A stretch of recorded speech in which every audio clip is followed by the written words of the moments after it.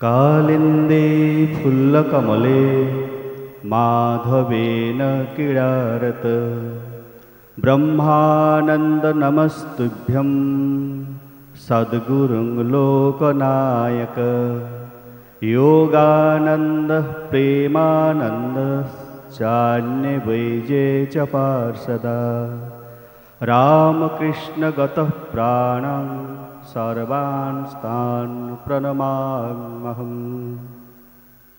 कालिंदी फुल्लकमले अर्थात যমুনার জলে প্রস্ফুটিত পদ্মের উপর মাধবেন ক্রীড়ারত ব্রহ্মানন্দম নমস্তুভ্যম সদ্গুরুং লোকনায়ক, সেই কালিন্দীর জলে প্রস্ফুটিত পদ্মের উপরে হাত ধরাধরি করে কৃষ্ণের সহিত শ্রী রাখাল ক্রীড়ারত নৃত্য করছেন।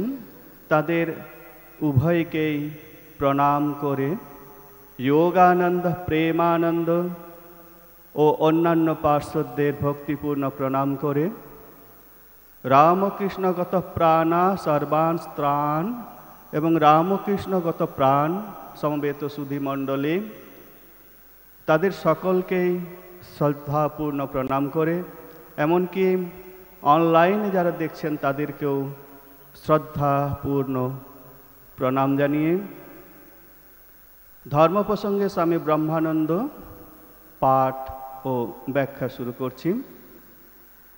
এই ধর্ম প্রসঙ্গে স্বামী ব্রহ্মানন্দ জপময় তনু স্বামী ব্রহ্মানন্দজি মহারাজ জপময় তনু অর্থাৎ জাপক একটি মূর্তি যদি আমাদের চোখের সামনে ভেসে ওঠে, সেইটি স্বামী ব্রহ্মানন্দজি মহারাজ জপময় তিনি থাকতেন, তাই জপময় তনু হয়ে উঠেছিলেন। তাঁর বাণী সম্বলিত সংক্ষিপ্ত জীবনী সম্বলিত এই ধর্ম প্রসঙ্গে স্বামী ব্রহ্মানন্দ একটি পুস্তক। এইটি ধর্ম জীবনযাপনের ক্ষেত্রে একটি ম্যানুয়াল বুক। আমরা বাড়িতে যখন কোনো দামি জিনিস কিনে নিয়ে আসি তখন সাথে একটি ম্যানুয়াল পাই, সেটি কীরকমভাবে অপারেট করতে হবে। ঠিক সেই রকমভাবে আমাদের ধর্ম জীবনযাপন শুরু করবার জন্য আমাদের কি কি নিয়ম মেনে চলতে হবে, কি করণীয় নয়, সেইগুলো সুন্দরভাবে এই বইতে ব্যাখ্যা করা হয়েছে। এই বইটি প্রথমে ভূমিকা, তারপর একটি সংক্ষিপ্ত জীবনী, তারপর কথোপকথন, উপদেশ এবং পত্রাবলী, এই কয়েকটি ভাগে ভাগ করা হয়েছে। ভূমিকাতে স্বামী বিজ্ঞানানন্দজি মহারাজ ঠাকুরের অন্যতম পার্ষদ, তিনি একটি অসাধারণ পত্র লিখেছেন।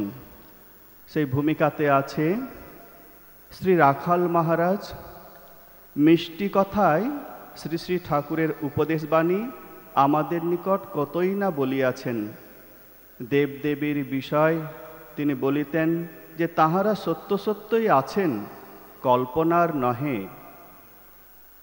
উনি তাহাদিগকে সাক্ষাৎ দর্শন করিতেন এবং তাহাদের সহিত কথা বলিতেন ও তাহাদের প্রত্যুত্তর শুনিতেন। একদিকে স্বামীজির নিরাকার অনুভূতি, আরেকদিকে রাখাল মহারাজের দেবদেবীর দর্শন, এই দুয়ের মধ্য দিয়েই আমাদের ঈশ্বরের সম্যক রূপ উপলব্ধি করিতে হইবে।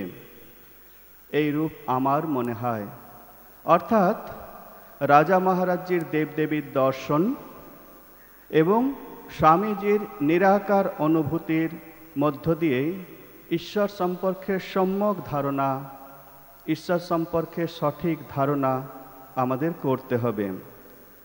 আমরা পাই স্বামীজি প্রথম প্রথম বড় শুষ্ক তর্ক করতেন, নিরাকারবাদী ছিলেন। এমনকি ঠাকুরকেও বলতেন, আপনি যেসব দর্শন করেন তা সব মনের ভুল। কেহ দেবদেবীর মন্দিরে প্রণাম করতে গেলে তাকে তিরস্কার করতেন। তাতে অনেকেই তাঁর উপর বিরক্ত হতো। ঠাকুর কিন্তু মোটেও বিরক্ত হতেন না। তিনি বলতেন, নরেনের মতো আধার আজকালকার দিনে দেখতে পাওয়া যায় না। পরে ঠাকুর যখন স্বামীজিকে দেবদেবীর রূপ দেখাইয়া দিলেন, তখন স্বামীজি সাকার মানতে আরম্ভ করলেন। তারপর থেকে বলতেন, সাকার নিরাকার যাতেই হোক একটা নিষ্ঠা থাকলেই হয়ে যায়। এই হলো ভূমিকাতে খুব সুন্দর একটি বর্ণনা আমরা এই বইটি সম্পর্কে পাই। এরপরে রাজা মহারাজজির একটি সংক্ষিপ্ত জীবনী সেখানে রয়েছে। সংক্ষিপ্ত জীবনী, সংক্ষিপ্ত পরিচয় এরকম যে শ্রীরামকৃষ্ণ বলিতেন, রাখাল আমার ছেলে, মানস পুত্র, ইহার অর্থ বুঝিবার সামর্থ্য আমার নাই।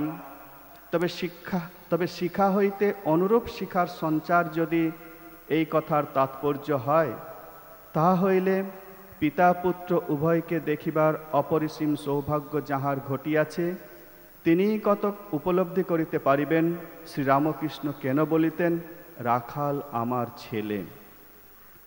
যাহারা শ্রীরামকৃষ্ণের এই মানস পুত্রের সহিত ঘনিষ্ঠতর সম্বন্ধে আসিয়াছিলেন, তাহারা বলেন, মহারাজ শ্রীরামকৃষ্ণ সঙ্গে স্বামীজি বলিতে যেমন শ্রী বিবেকানন্দকে এবং মহারাজ বলিতে তেমন শ্রী ব্রহ্মানন্দকে বুঝায়। মহারাজ অমিত ব্রহ্ম তেজ সম্পন্ন ছিলেন। তাহার বহুমুখী শক্তি বর্ষার বারিধারার ন্যায় শতমুখে প্রবাহিত হইত। কিন্তু এত তেজ, এত শক্তি কিরূপে যে মৃন্ময় আধারে এত শান্ত হইয়া থাকিত, তাহার সম্বন্ধে কেহ জানিত না।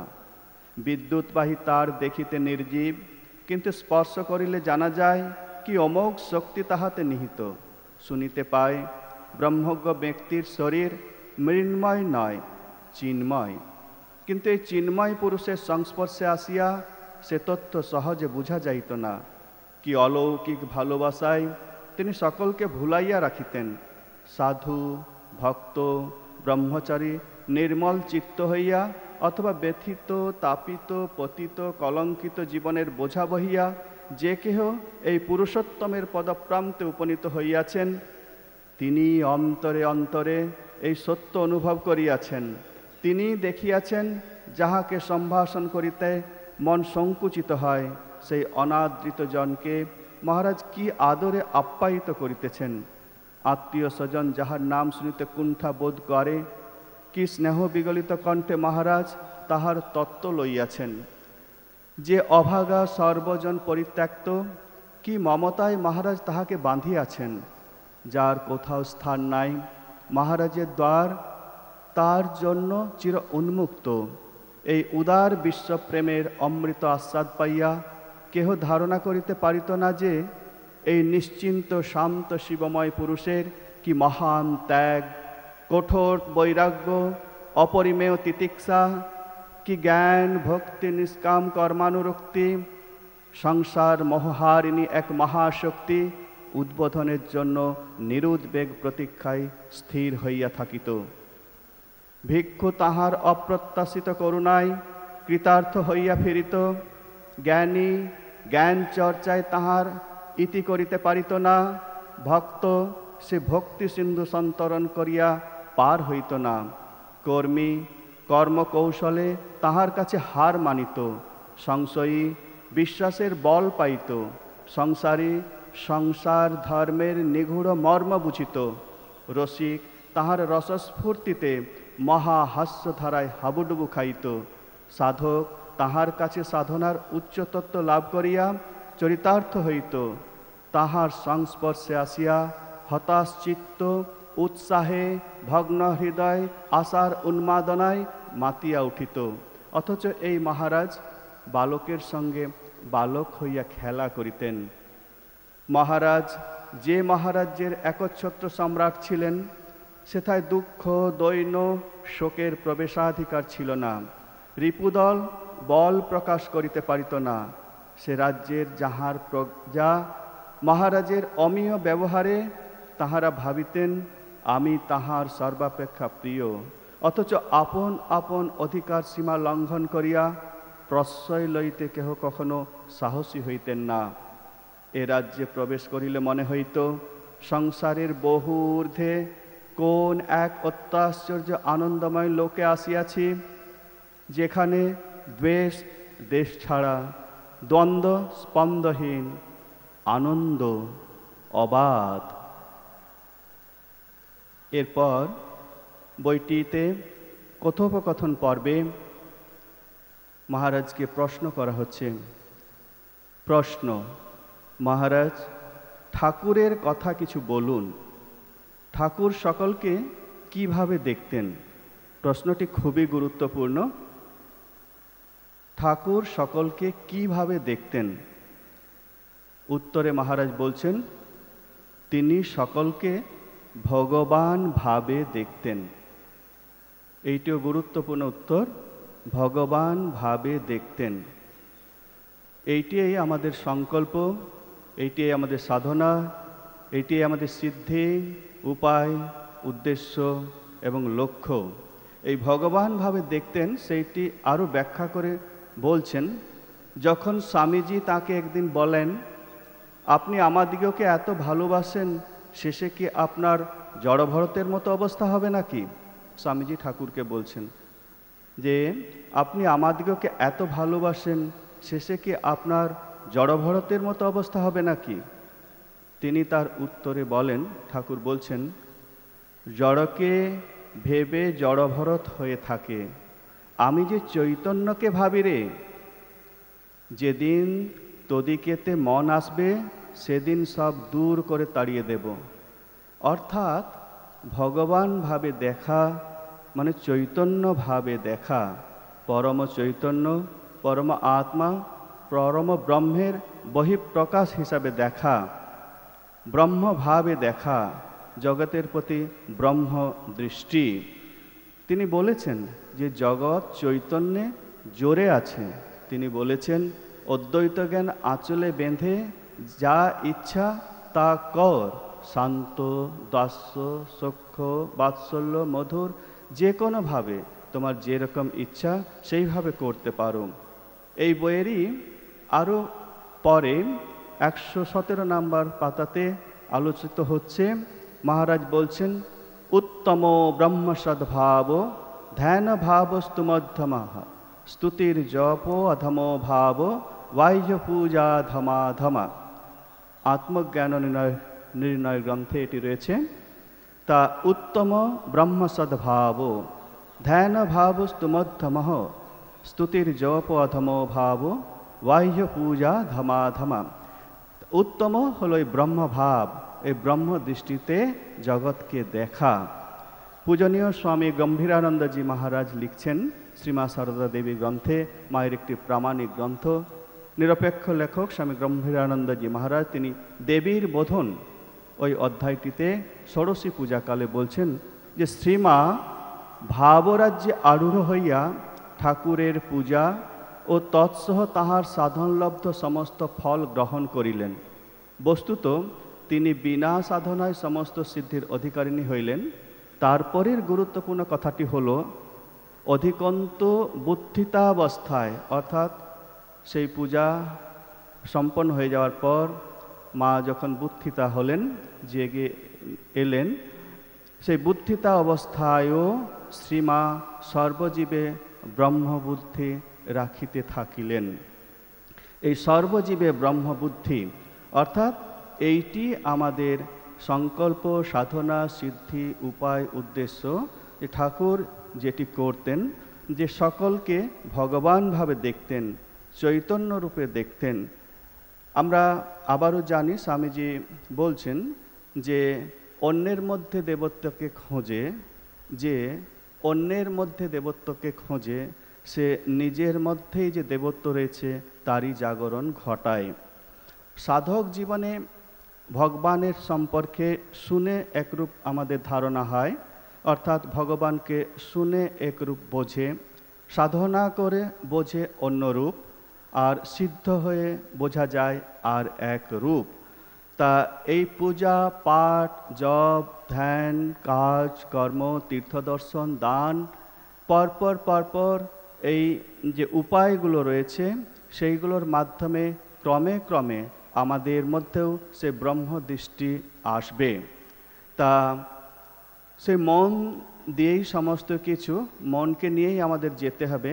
তাই মন সম্পর্কে প্রশ্ন করা হচ্ছে যে মনকে কি উপায়ে স্থির করব। মহারাজ বলছেন মনকে দু উপায়ে স্থির করতে হয়। প্রথম, কোনো নির্জন স্থানে গিয়ে মনকে সংকল্প বিকল্পাদি রহিত করে ধ্যান ধারণা করা। দুই, ভালো ভালো চিন্তা মনে আনতে হয়। ভালো ভালো থট নিয়ে চিন্তা করতে করতে মনকে ডেভেলপ করা। তবেই মনের মধ্যে এই যে ভালো ভালো থট, এইগুলো ভালো ভালো ফুড, তাতে করে ধ্যান জপ সৎচিন্তা ইত্যাদি হয়। অনেক সাধক আছেন তারা মনকে ছেড়ে দেন এবং বসে বসে শুধু ওয়াচ করেন, লক্ষ্য করেন মন কি করছে। শেষে মন ঘুরে ঘুরে যখন কিছুতেই শান্তি পায় না, তখন আপনা থেকেই ভগবানের দিকে যায়, তার শরণাপন্ন হয়। তুমি যদি মনকে দেখো, মন তোমায় নিশ্চয়ই দেখবে। অতএব সদা সর্বদা মনকে ওয়াচ করতে হয়, লক্ষ্য রাখতে হয়। সাধনার পক্ষে নির্জন স্থান খুব ভালো, তাই মুনি ঋষিরা হিমালয় ও গঙ্গার তীর পছন্দ করতেন। পরের প্রশ্ন, মহারাজ আপনি বলছিলেন মনকে দুইভাবে স্থির করতে হয়, আমি কোন উপায়ে স্থির করব? উত্তর, মনকে জোর করে ইষ্টপাদ পদ্মে ধরে রাখবি। মনকে জোর করে ইষ্টপাদ পদ্মে ধরে রাখবি। পরের প্রশ্ন, কোন স্থানে ইষ্টমূর্তি ধ্যান করব, মস্তকে না হৃদয়ে? উত্তর, হৃদয়ে ধ্যান করবি। প্রশ্ন, হৃদয়ে কীরকম ধ্যান করব? উত্তরে মহারাজ কীরকমভাবে বসতে হবে এবং কেমন করে হৃদয়ে চিন্তা করতে হবে, তবে সেই সকল তিনি দেখিয়ে দিলেন। প্রশ্ন, হৃদয়েতে হাড় মাংস ইত্যাদি আছে, সেখানে ইষ্টমূর্তি কি করে চিন্তা করব? উত্তর, হাড় মাংসের কথা চিন্তাই করবি না, ঠিক হৃদয় স্থানটিতে তিনি রয়েছেন এইভাবে চিন্তা করবি। প্রথমে দুই একবার হাড় মাংসের কথা মনে হলেও পরে আর মনে থাকবে না, কেবল ইষ্টমূর্তিই থাকবে। প্রশ্ন, ইষ্টমূর্তি পট অর্থাৎ ছবি বা প্রতিমায় যেমন আছে ঠিক সেই রকমভাবেই করব তো? উত্তর, সেই রকম বটে, তবে জীবন্ত ও জ্যোতির্ময় ভাববি। আবারও প্রশ্ন সেই মনকে নিয়ে, যে মন কি করে স্থির করব? প্রত্যহ ধ্যান অভ্যাস করা দরকার। ভোরবেলা ধ্যানের খুব প্রশস্ত সময়। ধ্যানের পূর্বে একটু শাস্ত্রাদি পাঠ করে নিলে মন সহজেই একাগ্র হয়। ধ্যানের পর অন্তত আধ ঘন্টা চুপ করে বসে থাকা দরকার, কারণ ধ্যান করবার সময় তার ইফেক্ট অর্থাৎ ফল নাও হতে পারে, পরেও হতে পারে। সেই জন্য ধ্যান ছেড়েই অন্য কোনো সাংসারিক বিষয়ে বা বাজে বিষয়ে মন নিয়োজিত করলে বড় ক্ষতি হয়। ধ্যান জপ অভ্যাস করা প্রথম প্রথম বিশেষ দরকার। যদি ভালো নাও লাগে তবু নিত্য অভ্যাস করতে হবে। শুধু অভ্যাসে অনেক কাজ হয়। রোজ অন্তত 2 ঘন্টা জপ করা দরকার। কোনো নির্জন বাগানে, নদী তীরে, বড় মাঠের ধারে অথবা নিজের ঘরে একলা চুপ করে বসে থাকলেও অনেক সময় কাজ হয়। প্রথম প্রথম একটা রুটিন করে কাজ আরম্ভ করা উচিত। এমন কোনো কাজের ভার নেওয়া উচিত নয় যাতে রুটিনটি বিঘ্নিত হতে পারে। পরে গুরুত্বপূর্ণ প্রশ্ন, মহারাজ ইষ্টমূর্তি ধ্যান করতে গেলে যদি অন্যান্য দেবদেবীর মূর্তি আসে তখন কি করব? উত্তরে মহারাজ বলছেন, এ খুব ভালো, জানবি আমার ইষ্টই নানা দেবদেবীর মূর্তিতে আমার কাছে আসছেন, এইরূপ ভাববি। তিনি এক, আবার তিনি বহু। নিজের ইষ্টমূর্তিকেও দেখবি, আবার অন্য রূপে যিনি আসেন তাকেও দেখবি। কিছুদিন পরে দেখতে পাবি ইষ্টতেই সব লয় হয়ে যাবেন, পরমাত্মা পরব্রহ্মে সব লীন হয়ে যাচ্ছেন। প্রশ্ন, শুনেছি জপ ধ্যান করবার আগে গুরু পুজো করে নিতে হয়। আমি তো সেসব কিছুই জানি না। প্রথমে ইষ্টের মতোই মস্তকে গুরুর ধ্যান করে নিতে হয়, পরে গুরু ও ইষ্ট এক এইরূপ ভাবনা করে গুরুকে ইষ্টতে লয় করে দিয়ে তখন ইষ্টের ধ্যান ও জপ আরম্ভ করতে হয়। মহারাজ, নিরাকার ধ্যান কি করে হয়? উত্তর, খুব অ্যাডভান্সড না হলে নিরাকার ধ্যান হয় না। আগে স্থূল, তারপর সূক্ষ্ম, তারপর সূক্ষ্মের কারণ, তারপর মহাকারণে লয়। এইভাবে বহু প্রশ্ন তার উত্তর মহারাজ দিয়েছেন। ভগবানে কি করে মতি হয়, বিশ্বাস কি করে হবে, ভগবানের দর্শন পেতে কি কি করণীয়, সাধন ভজনের প্রথম অবস্থায় কি কি নিয়ম পালন করা ভালো, অর্থাৎ রুটিন করতে হবে কিনা, কি করে বুঝবো সাধন পথে ঠিক ঠিক এগুচ্ছি কিনা, মাইলস্টোন কি কি, সাধন ভজন করবার উদ্দেশ্য কি, প্রকৃত তপস্যা কি, শ্রেষ্ঠ তপস্যা কি, প্রকৃত তপস্যা কোন কোন বিষয়ের উপর নির্ভর করে, মন কি করে একাগ্র করব, ব্যাকুলতা কিসে হয়, শান্তি কিসে পাওয়া যায়, মোরালিটি কোন কোন বিষয়ের উপর নির্ভর করে, ঠিক ঠিক ঈশ্বরীয় রূপ দর্শন হচ্ছে না মনের ভুল, হ্যালুসিনেশন, বুঝব কি করে, নাম মাহাত্ম্য, ক্ষণ অর্থাৎ কোন তীর্থে কখন ক্ষণ বয়, আধ্যাত্মিক প্রবাহ প্রবাহিত হয়, মন্ত্র নেবার কি দরকার, নিজে নিজে সমস্ত শক্তি প্রয়োগ করলেই তো হয়, গুরু ছাড়া কি হয় না, সংসারে কীরকম করে থাকতে হবে, সংসারে থেকে কি ভগবান লাভ হয় না, ভগবত প্রেম কিসে হয়, ঈশ্বর আছেন তার প্রমাণ কি, শরণাগত বলতে ঠিক কি বোঝায়, দিনে কতবার ধ্যান করব, রোজই কেন গীতা পাঠ করতে হবে, সচ্চিদানন্দ রূপের খেই কোথায়। সাধারণত দেখা যায় মন খানিকটা এগিয়ে এগুতে পারে না। এর কারণ কি?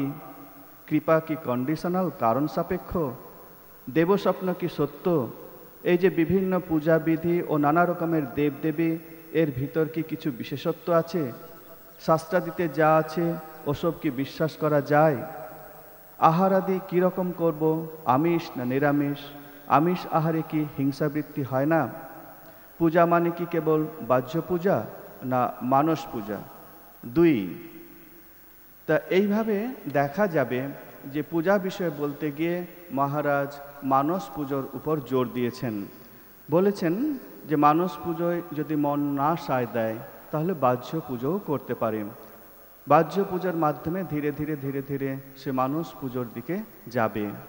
মানস পুজো বলতে গিয়ে বলা হচ্ছে, হৃৎপদ্মম আসনম দদ্যাৎ সহস্রার চ্যুতামৃতে পাদ্যং চরণয়োর দদ্যাৎ মনস্তর্ঘ নিবেদয়েৎ তেনামৃতে নাচমনীয়ম স্নানীয়ম তেন চ স্মিতম আকাশতত্তং বস্ত্রস্যাৎ গন্ধস্যাৎ গন্ধতত্তকম চিত্তং প্রকল্পয়েৎ পুষ্পম ধূপম প্রাণন প্রকল্পয়েৎ তেজস্তত্তং চ দীপার্থম নৈবেদ্যং স্যাৎ সুধাম্বুধি অনাহত ধ্বনির্ঘণ্টা বায়ুতত্ত্বং চ চামরম সহস্রারং ভবেচ্ছত্রং শব্দতত্ত্বং চ গীতকম নিত্যং ইন্দ্রিয়কর্মাণি চাঞ্চল্যং মনসস্তথা সুমেখলং পদ্মমালাং পুষ্পং নানাবিধম তথা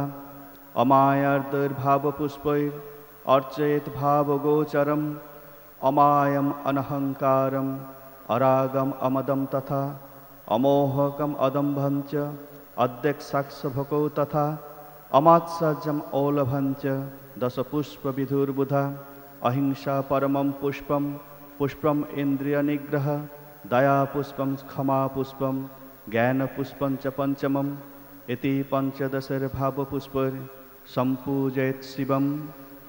অর্থাৎ হৃদয়স্থিত অষ্টদল কমলরূপ আসন, পাদপদ্মে সহস্রার সাক্ষরিত অমৃতরূপ পাদ্য, মনরূপ অর্ঘ্য, আচমনীয়ম এবং স্নানীয়দক সহস্রদল কমল বিচ্যুত অমৃত ধারা, আকাশতত্ত্বরূপ বসন, ক্ষিতিতত্ত্বরূপ গন্ধ, চিত্তরূপ পুষ্প, পঞ্চপ্রাণরূপ ধূপ, তেজস্তত্ত্বরূপ দীপ, সহস্রাক্ষরিত সুধাসাগররূপ নৈবেদ্য, অনাহত ধ্বনিরূপ বাদ্য, বায়ুতত্ত্বরূপ চামর, সহস্রদল কমলরূপ ছত্র, শব্দতত্ত্বরূপ গীত, ইন্দ্রিয়ের কর্ম ও মনের চাঞ্চল্যরূপ নৃত্য, ইড়া পিঙ্গলা সুষমনারূপ পদ্মমালা মেখলা রূপে অর্পণ করবে।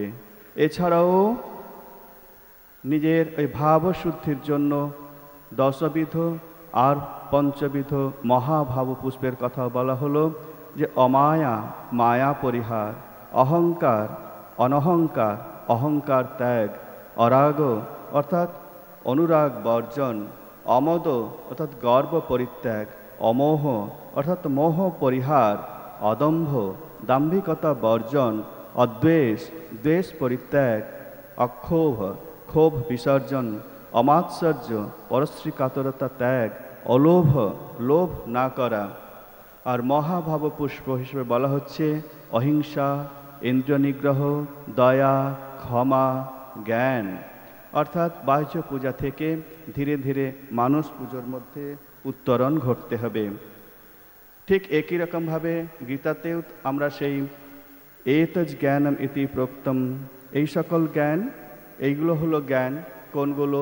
অমানিত্যম, অদম্ভিত্তম, অহিংসা, শান্তি, আর্জবম, আচার্য উপাসনা, শৌচম, স্থৈর্যম, আত্মনিগ্রহ, ইন্দ্রিয়ার্থেষু বৈরাগ্যম, অনহংকার, জন্ম মৃত্যু জরাব্যাধি, দুঃখ দোষ অনুদর্শন, অশক্তি, অনভিসঙ্গ পুত্র দারুগৃহাদিষু, নিত্যঞ্চ সমচিত্তত্বম, ইষ্টানিষ্টোপপত্তিষু, ময়ি চন্নন্ন যোগেন ভক্তিরব্যভিচারিণী, বিবিক্ত দেশ সেবিত্তম, অরতির্জন সংসদি, অধ্যাত্মজ্ঞান নিত্যত্বম, তত্ত্বজ্ঞানার্থ দর্শনম, এতজ জ্ঞানম ইতি প্রত্যম, অজ্ঞানং যদতন্যথা। অর্থাৎ এইগুলো হলো জ্ঞান, আর এর বিপরীত যেগুলো সেগুলো সবই অজ্ঞান। ঠিক সেই রকমভাবে আমরা দেখলাম যে অদ্বেষ্টা, কিছুক্ষণ আগে গীতা পাঠ হলো, তাতে যে অদ্বেষ্টা সর্বভূতানাম, মৈত্র, করুণা, নির্মম, নিরহংকার, সম দুঃখ সুখ, ক্ষমী, সন্তুষ্ট সততং যোগী, যতাত্মা, দৃঢ়নিশ্চয়, ময়োর্পিত মনোবুদ্ধি, যস্মান্নদ বিজতে লোক, লোকান্নদ বিজতে চজ, হর্ষমুক্ত, অমর্ষমুক্ত, ভয়মুক্ত, উদ্বেগমুক্ত, অনপেক্ষ, সূচি, দক্ষ, উদাসীন, গতব্যথ। অর্থাৎ এইগুলো হলো ধর্মামৃতম ইদম যথা উক্তম পরিউপাসতে শ্রদ্ধানা মৎপরমা ভক্তাস্তেতি বমে প্রিয়। যে মৎপরায়ণ ভক্ত, এই অমৃত প্রাপক, যে মোক্ষদায়ক যে ধর্ম, এইগুলো বলা হলো শ্রদ্ধা সম্পন্ন হয়ে যারা পালন করে তারাই আমার পবিত্র প্রিয় ভক্ত।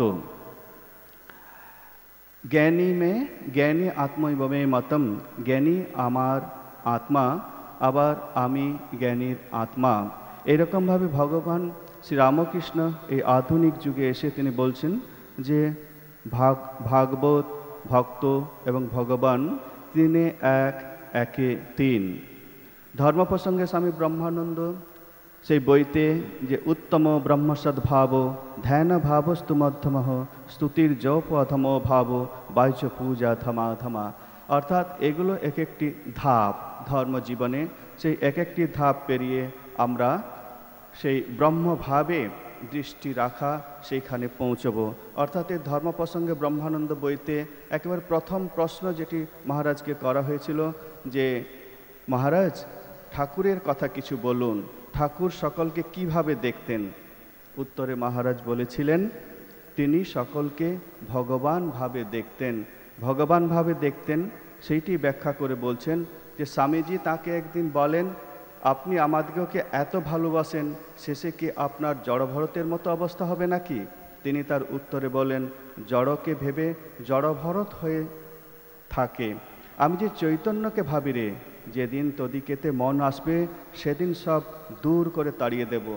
অর্থাৎ চৈতন্যকে ভাবি রে, ভগবান ভাবে দেখা মানে চৈতন্য ভাবে দেখা, পরম চৈতন্য, পরম আত্মা, পরব্রহ্ম, তার যে প্রকাশ সেইভাবে দেখা, জগতের প্রতি ব্রহ্মভাব রাখা, যেটি ঠাকুর বললেন যে অদ্বৈত জ্ঞান আঁচলে বেঁধে যেথা খুশি সেথা যা, যা ইচ্ছে তা কর, যেটি ষোড়শী পূজার পর অধিকন্তু শ্রীমা বুদ্ধিত অবস্থায় সর্বজীবে ব্রহ্মবুদ্ধি রাখতেন, যেটি স্বামীজি বলছেন যে যিনি অন্যের মধ্যে দেবত্বকে খোঁজে সে নিজের মধ্যে যে দেবত্ব তারই জাগরণ ঘটায়। শেষে স্বামী ব্রহ্মানন্দজি মহারাজ তিনি আশীর্বাদ করছেন, আমি আর কি বলবো, কল্যাণ হোক তোমাদের, ধ্যান ধারণায় ও সাধন ভজনে যেন সদা মন থাকে, তাকে জানাও, তাকে বলো। তাই পাঠের শেষে স্বামী ব্রহ্মানন্দজি মহারাজের আশীর্বাদ মাথায় নিয়ে আমরা সকলে আজকের পাঠ ও আলোচনা এখানে শেষ করছি।